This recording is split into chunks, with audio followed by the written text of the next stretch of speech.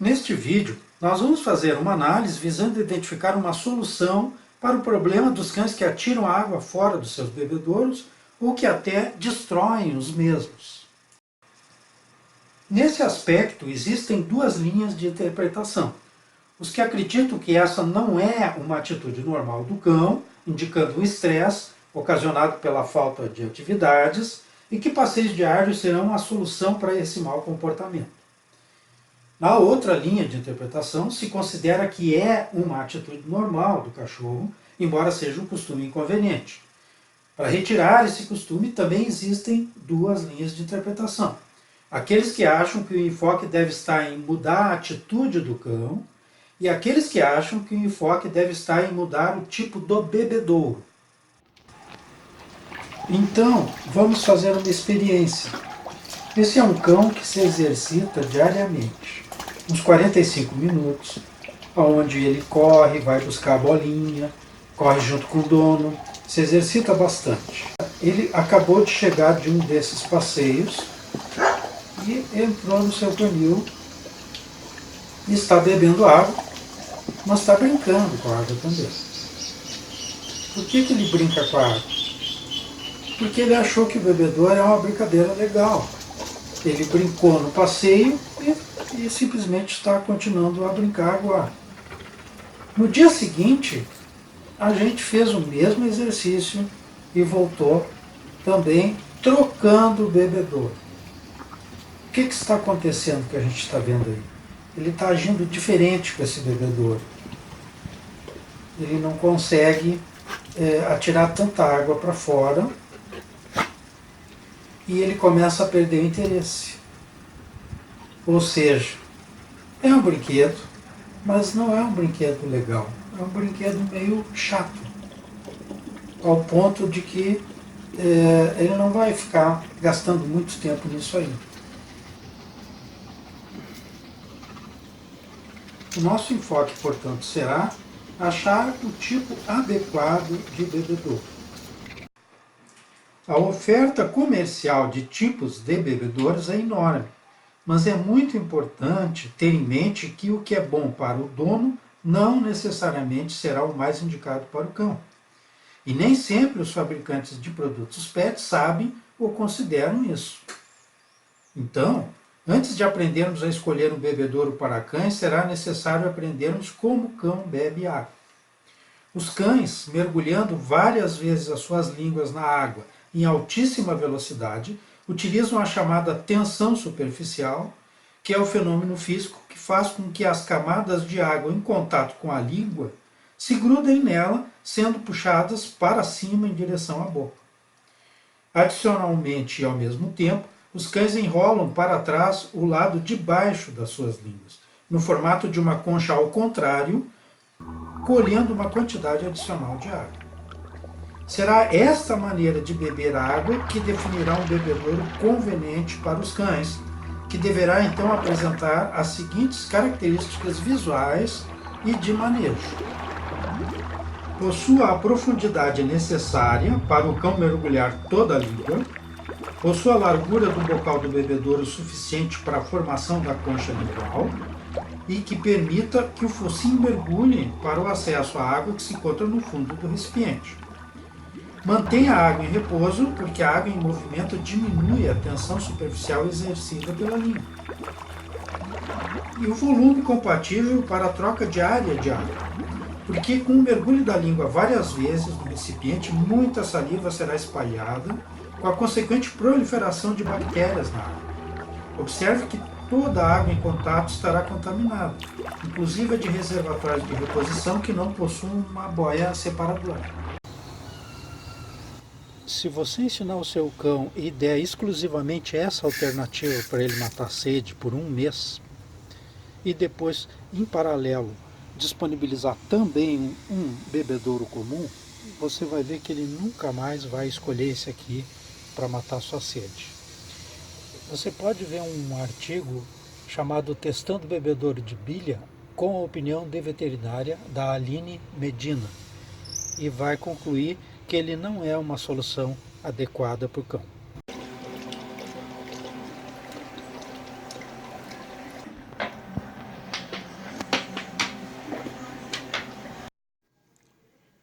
Depois do cão beber água e a gente esperando que os respingos sequem, a gente vai verificar que o bebedouro ficou bastante manchado. Bom, a água não mancha. Então, isso aí são marcas da baba do cão que caiu enquanto ele tomava água. Isso faz com que a água fique poluída porque gera uma colônia de bactérias com muita rapidez. Por isso, bebedouros que têm reservatórios por vários dias, eles vão acabar entregando uma água poluída. O ideal é que se troque toda a água do bebedouro todos os dias e de preferência com água da torneira, porque ela vem clorada e ela combate essas bactérias. Se por um lado devemos atender às características que já mencionamos para um bebedouro, devemos também evitar exigências desnecessárias ou considerando estudos feitos para o consumo humano e aplicando aos cães por simples analogia, porque isso restringiria muito as nossas escolhas. Por exemplo, o suposto perigo para a saúde dos cães do uso de alumínio e do plástico em bebedouros. A necessidade dos bebedouros serem de inox para não conterem ranhuras com micro-organismos. A necessidade da água ser filtrada com carvão ativado. Lembrando que cão de pátio come terra e capim, lambe as patas, a própria urina e por aí vai. Se nós seguirmos as características mencionadas, vamos provavelmente ter uma grande surpresa, porque vamos chegar à conclusão que o bebedouro ideal para o cão é simplesmente esse aqui, que é o que tem de mais comum no comércio. Mas por que ele não serve? Ele não serve para nós, o dono. Então, nós vamos pegar as características de um bebedouro que é bom para cachorro e somar as características de um bebedouro que é bom para um dono de cachorro. Só depois disso é que nós estaremos em condição de escolher o melhor bebedouro para um determinado caso específico. Qual seria então as características de um bebedouro conveniente para os donos dos cães? Primeiro, um que preserve a sua integridade física. Se quebrou, se estourou, se rachou, não tem mais bebedouro. Fundamental. Ofereça resistência ao emborcamento. Se ele virar, ficar sem água, o cachorro fica sem água, não é mais um bebedouro. Ofereça resistência à perda de conteúdo por uso inadequado. O cachorro sacode e seca o bebedouro. Possua volume suficiente para uma única reposição diária de conteúdo. Possua portabilidade para os procedimentos de troca e limpeza, bem como para o deslocamento até o local de uso sem derramar. Seja de fácil limpeza. Ofereça resistência ao deslocamento quando estiver em uso. Possua um revestimento que proteja os outros equipamentos com quais ele vai lidar. E ele não pode encher só embaixo do chuveiro, porque não cabe em nenhuma outra pia de dentro de casa. Agora, nós já estamos prontos para fazer a nossa escolha. Vamos supor um caso específico de um cãozinho de 5 quilos de apartamento, que é mais ou menos o peso médio de cães pet de apartamento, e ele tem um probleminha de roer o bebedouro. Além disso, ele atira água fora. Vamos pesquisar no mercado os bebedouros que estão sendo ofertados e vamos escolher aqueles que são convenientes para os cães segundo o nosso critério, que é eliminatório.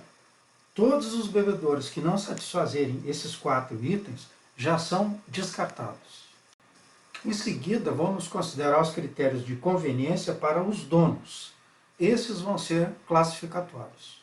Da nossa consulta ao mercado, na época que foi feito, nós retornamos com 13 bebedouros.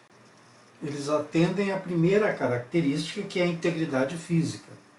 Então, eles são feitos de alumínio, de aço inox, de cerâmica, mármore, porcelana e cimento. Apenas um deles é de plástico e ainda é um comedouro que a gente vai adaptar para bebedouro. Por que ele está aqui? Nós vamos ver em seguida. Como se vê, a resistência dele é excepcional. Quanto aos bebedouros que impõem alguma resistência para serem virados e daí cair a água fora, nós achamos 17. Nem todos esses 17 que atendem essa característica atendem à primeira característica. Isso é independente. Achamos 8 bebedores que têm alguma resistência à perda de conteúdo, que é aquilo que a gente viu nos videozinhos do início. Cachorro que cavoca água e atira fora, cachorro que sacode a cabeça dentro do bebedor e atira fora, e assim por diante. A quarta característica, todos os bebedores pesquisados têm, que é o volume suficiente para uma única reposição diária. A quinta característica é possuir portabilidade para os procedimentos de troca e limpeza e deslocamento até o local de uso sem derramar o conteúdo. Tivemos que excluir alguns porque eles não eram de fácil limpeza e essa rotina começa a ficar enfadonha depois dos primeiros dias de lida. Aqui nós descartamos aqueles bebedouros que os cães conseguem arrastar com muita facilidade. Os bebedouros muito rústicos e sem proteção acabam arranhando e lascando as pias e os seus balcões. E como é um bebedouro para apartamento, ele deve poder ser enchido diretamente embaixo das torneiras, das pias e dos tanques dessa residência.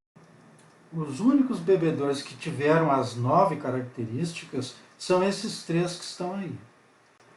Das 3 primeiras características, o bebedouro que a gente chamou de A ganhou em 2 delas, e por isso nós demos para ele o primeiro lugar. Embaixo nós temos 2 observações. Na primeira, a gente abre mão da integridade física e entra mais um bebedouro que é de plástico ali, mas ele é muito bom na retenção de água. Na segunda observação, a gente abre mão daquele aspecto de ter portabilidade para procedimentos de troca e limpeza, e vem aquele bebedouro de plástico que tem extrema resistência. E aí fica a critério do dono saber aquilo que ele pode abrir mão ou não. Aqui uma amostra do desempenho. Ele é realmente um bebedouro muito bom. Se eu tivesse que fazer uma pequena reparação, seria uma proteção em torno do bocal, porque vai cair um pouco d'água, como cai quando uma pessoa bebe um chá numa xícara, e por isso que existe o pires. Então faltou um pirizinho aí para conseguir resolver esse problema. A reposição de água não é a mais funcional, mas nada que não vale a pena comparado com as vantagens do uso. Todo bebedouro tem limites de utilidade. A nossa escolha atingiria esse limite se o nosso cão conseguir virar o bebedouro. Para isso, o fabricante até oferece uma solução para cães maiores, mas no nosso critério ela não se classificaria, por não garantir a integridade física do reservatório e por não oferecer resistência à perda de conteúdo, porque o bocal largo e junto ao chão permite que o cão cavoque com as patas e sacuda o focinho. Na minha opinião, não seria necessário um reservatório tão grande, que deveria permanecer todo em alumínio, e o bocal deveria permanecer com o mesmo diâmetro.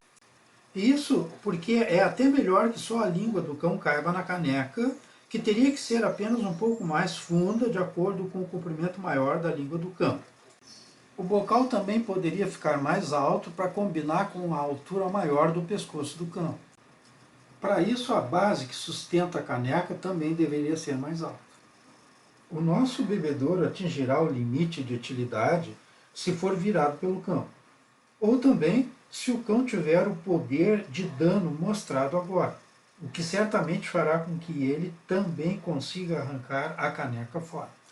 Nessa situação extrema, o bebedouro que se classificou em segundo lugar se sairá um pouco melhor, mas também acabará sendo virado. Se você tiver um cão com esse poder, o seu problema ainda não está resolvido, e eu tenho uma notícia boa e outra ruim. A boa é que o seu caso tem solução. A ruim é que será uma solução do tipo faça você mesmo. Porque não há interesse comercial em fabricar soluções para cães iguais ou piores que o seu no que tange ao aspecto destruição. Sim, há cães piores que o seu.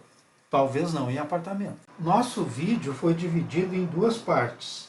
A parte 1, que estamos vendo, já está no fim do seu conteúdo, e ela se destinou à escolha de um bebedouro entre os que se encontram em oferta no mercado. A parte 2 do vídeo de mesmo título é destinada a bebedouros do tipo faça você mesmo. No início do vídeo, mostramos uma experiência com um cão dando a ele 2 tipos de bebedouro em dias consecutivos. O segundo bebedouro é um faça você mesmo para cães de apartamento. Falamos mais sobre ele na parte 2, inclusive com instruções para a elaboração. Finalizamos deixando algumas tomadas de vídeo desse bebedouro para conhecimento. Obrigado e boa sorte nas escolhas!